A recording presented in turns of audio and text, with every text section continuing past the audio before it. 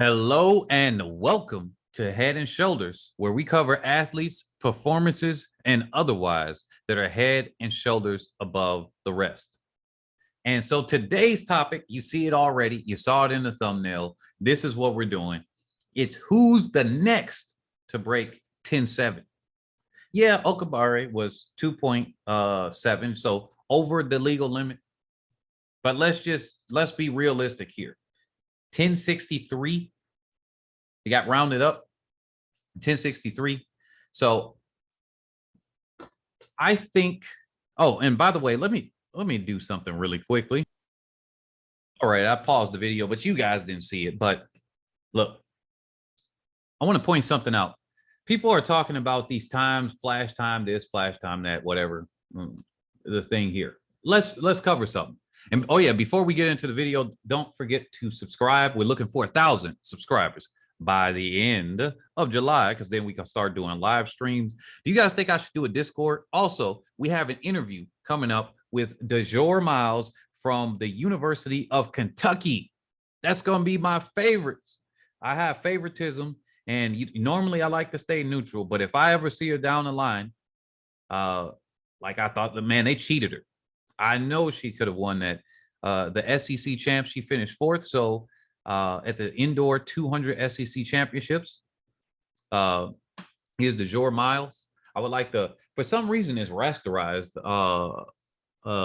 So I like to have a clearer picture. But for now, this is who we are interviewing. And we already did do the interview. So it's either posted today or tomorrow. So I got to edit some parts out. Internet dropped out. And then there was another question that I asked her at the end. And I think you guys will like the overtime that we got. But let's get into this. So we got this talk about, oh, what is this? I don't really know if I've ever seen this at a large amount. Where is the official finishing time here?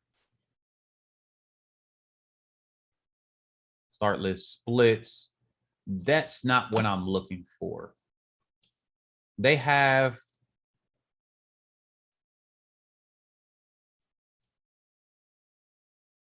all right, I'm going to pause this until I can find it. I don't want to hold you guys here because this is what we would do in a live stream, but you guys aren't watching this as a live. So let me pause this video and look for what I'm looking for. All right, so I found the image that I was looking for.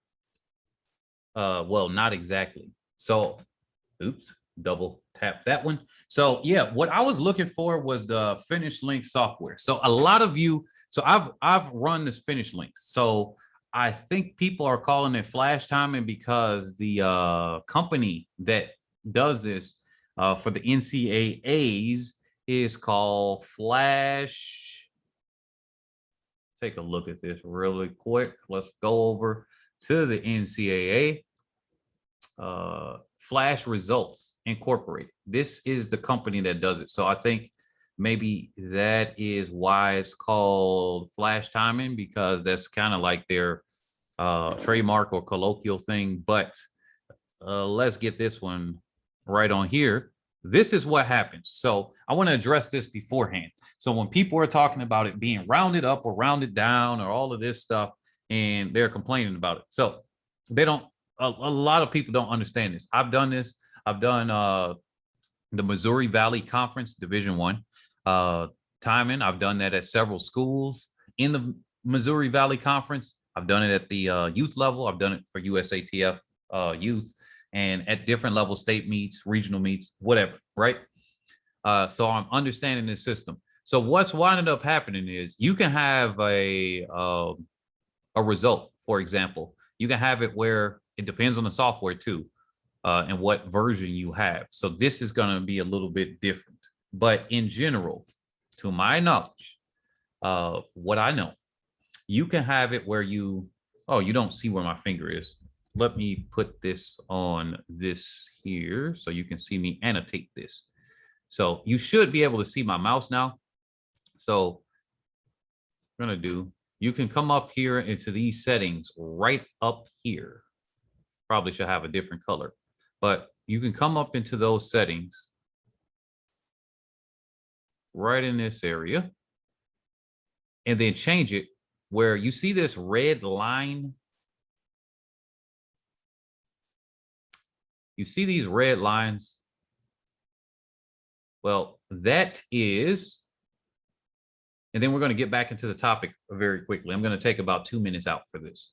So hopefully you all have patience for it. But you see those red lines? Well, those red lines represent where the exact time is going to be. And you can see right over here the times that they're given. Now, if there is a tie that needs to be done, this can go down to more decimal places than the tens and the hundreds. It can go down to the thousands place. And that's where, if you definitely need it, where it's like neck and neck. And of course, we know that the athletes are time based on their chest. Remember, based on the chest.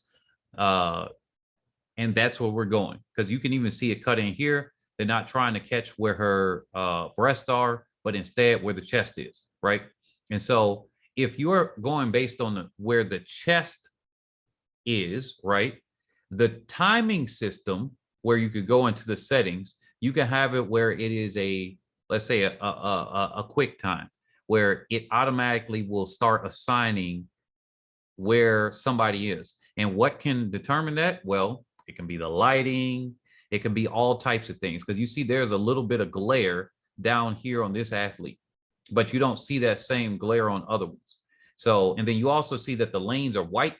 So what's happening is it's several things. It's a whole bunch of camera flashes that are going really quickly. And then they have a video system too. For some companies, they have a video system, camera flashes. And so they're just taking a whole bunch of pictures really quickly.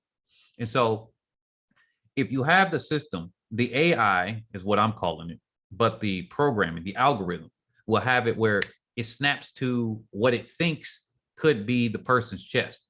And so that's where you get the difference. Another version of this, because it depends on what the particular settings are. I don't want to speak for the companies that are doing it or whatever is happening, is when you are at a meet, what can happen is somebody goes quick, click, click, click, click, click, click, click here, or at least for the leader.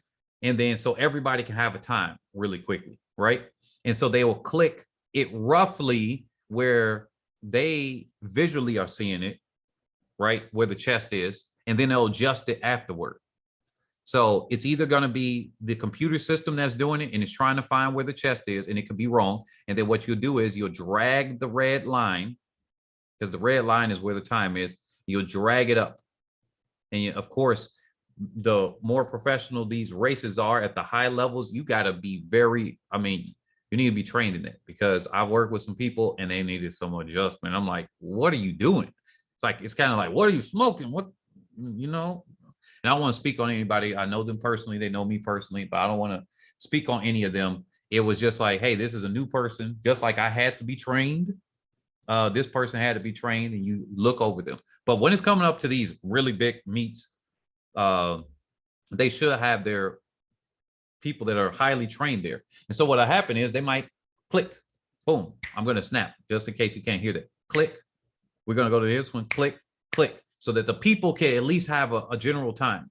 And then you're going to focus on, okay, we're going to do some times here at the back, click, going to make sure, all right, click, click, okay, boom, boom. That's where their shoulders, not the shoulders, but the chest is. Now, we're going to come back to that leader.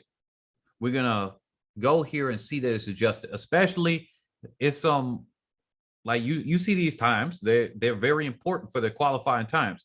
So you're going to come back and say, oh, shoot, I did it over here on this white part of her shoulder, where her chest is actually where the red meets the white.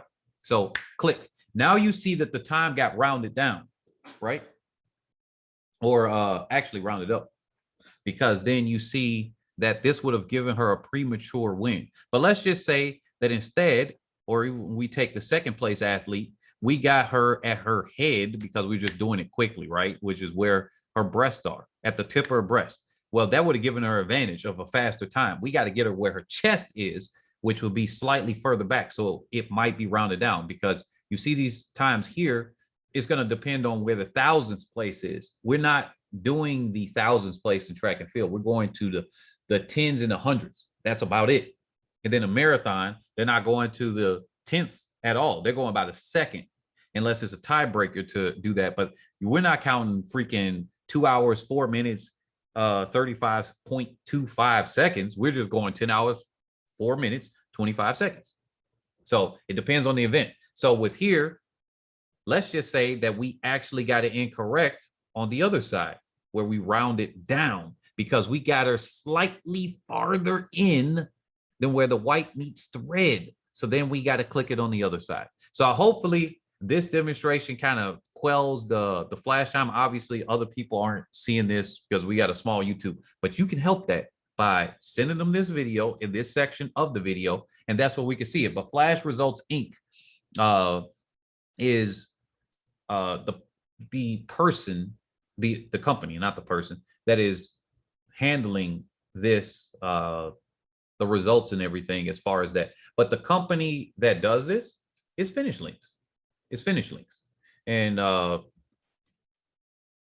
me show you this right here. Finish Links is the software that's being used. So if you had any questions about that, you can even call them up and ask them about how their system goes. But yeah, that's how that is. I've used Finish Links. You can use Finish Links in swimming and other events too. So hopefully that quells it. So here we go back to who we think would be the next person to break this. So, all right, let's go. Sha'Carri Richardson. All right, let's bring back up our image here. So here's Sha'Carri Richardson. And oh yeah, by the way, before I get back into that, quick note, 10 seconds. It's very important that we have people that are knowledgeable in the field, that because we all have our strengths and weaknesses, to keep growing this track and field athletics to a higher level, because the more name recognition that we get with people, that's why I think it's going to be a big thing that we talk about the people and show images. So if you ever have a YouTube channel yourself, you ever have a broadcast like this is, that it's important to show the people as you're talking about them, instead of we go through. And sometimes I did that in some of the other videos, but the purpose of this YouTube channel, name recognition, to push the sport so that we can maybe change up some of the format and how we do the events. Maybe we reduce some of the events and make it more simplified that are there. Maybe that's a controversial thing. Maybe some people aren't going to be happy with reducing some events, but just like the 10,000 isn't run as often, it's almost non-existent. The 10,000 is going to be wiped away, in my opinion, as far as other than the Olympics, on regular meets, because it doesn't get run that often. So that's them phasing that out. So even the World Athletics, IAAF, they are adjusting to something like that. But yeah, definitely grow this sport. So here's Sha'Carri Richardson right here in this lower right-hand corner for people that aren't familiar with that. Share this with people that are non-track people too. That's what I'm trying to say. Maybe you all know, but we're in our insulated world of track and field. And so here's Sha'Carri Richardson. Let's bring this up right here. Sha'Carri Richardson. Let's open this up in a new tab right now. Let's load her up. And so here are her personal bests. 1072. She's been blazing with these consistent results under 10.8 in the 100. She had this 1072, the 1074, 1077, all under 10.8. And the only time she really didn't run under that was the prelim. She ran 11 flat. All right, she ran 11 flat on the same day that she ran, and so she was really just jogging right there. 1072, right? The only other time she didn't break it was Gateshead, and really the weather just wasn't there. But if she's coming back for this USA trials, I think she's the next person, most likely, wind or whatever, unless the wind is just a strong headwind, just like right here at Gateshead. And she had a headwind against her running at 1077 right there. So I mean, she's legit. She's legit. All right. People have been saying all types of things about her. She had an NCAA season to deal with. And that's why I made the video about, hey, can Sturgis or other people that are running these races with the NCAA season down in their legs, can they make it through? And I think as an Olympic year, maybe some of the athletes or the coaches had understood and maybe ran them a little bit less, and they saw what happened with Richardson. So that's just something to consider. All right. So people aside, look, just calm that down. Just calm that down. Unless she blows up now, we can't really say. And that's where the ranking system will come into play that I talked about in the beginning and the last video about how we can change up some of these things. But yeah, so Sha'Carri Richardson, I think she's the most likely candidate to be the next person to break 10-7. What do you all think? Now, let's come up back to this image about people that we have on here. So Elaine Thompson. So Elaine Thompson is also a likely contender to break 10-7. One is she's blazing fast. She's got herself several times. Where's Elaine Thompson? Right here. Look at the results here this year. She's run under, although this was highly wind assisted right here, highly wind assisted. But in the final, she still ran a 10.78. So the prelim, she ran a 10.76. The final, 10.78. This would have been a better performance just because that's highly wind assisted. So yeah. And then she's also run a 10.87. So I think she's likely to be there. She's saving herself up for that, training through what she needs to do. I would hope that she get there. And then this is the hope, right? So I believe that she has it within her, especially with her coach saying, hey, look, we're ready to get her to 10-6. So I'm going to go by her coach. Her coach has gotten her down to 10-7. Her coach has gotten her to the Olympic, be the Olympic champion in the 100. So, and I'm just focusing on the 100. I'm not talking about the 200 now. I think that she's the next likely contender to break that. Will she do it at the Jamaican trials, or will she do it at the Olympic championships where it's going to really count the most, really? That's going to be the question. Now, let's look at Okagbare. Blessing Okagbare. She's already broken it. Now, her time wasn't win legal, to be fair. Let's go back here. Her time wasn't win legal. But as far as in terms of this, it wasn't that far. In my opinion, I look at this. I still think that's good for a 10, what? 6.5, 10.66 with a win legal time at 2.0. Let's just say really go for it. 10.68, 10.69. So in my opinion, she's already got that. She's got that in her legs. Will she be able to replicate that? That's going to be the most important part. And she peaked at a very good time. Can she do it under pressure? Can she do it with the other crowd? That's going to be there. So she did it at the Nigerian championships. Congratulations to Blessing Okagbare. She's been working really hard. And this may be her last Olympics here. Question mark. So Marie-Josée Talu. Let's look at Talu. She's got a lot coming for her. I think she's going to have to run out of her behind to do it. But let's not count her out. Where's she at on this ranking list? She's going to be all the way up here. Am I missing her somewhere? Or did I? Wait a minute. Wait. I got half my screen blocked out. Talu. How did I miss this right here? Here we go. Here's the name. I was trying to look for the flags. Half my screen is blocked. So let's open this in a new tab. I got too many tabs open. I'm going to have to close these. So Talu, let's look at her season best so far. And I'm going to say that she's going to be out of contention to be the next one. But based on her doing the results in the past, she has a good chance of breaking into 10-7. So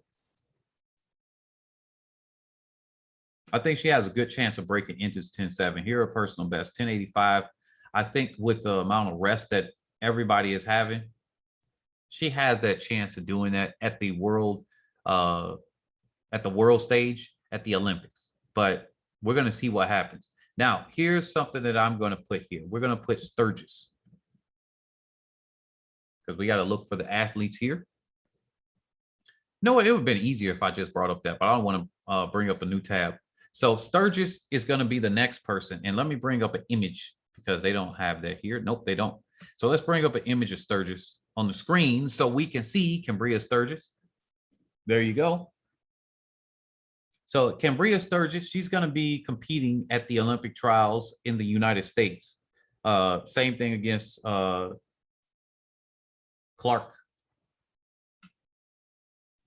and TT Terry. Who do I think is going to be the next likely to break that? Well, we got the fastest, or the second fastest at this point, the second fastest win legal time. Now, this is just barely over that.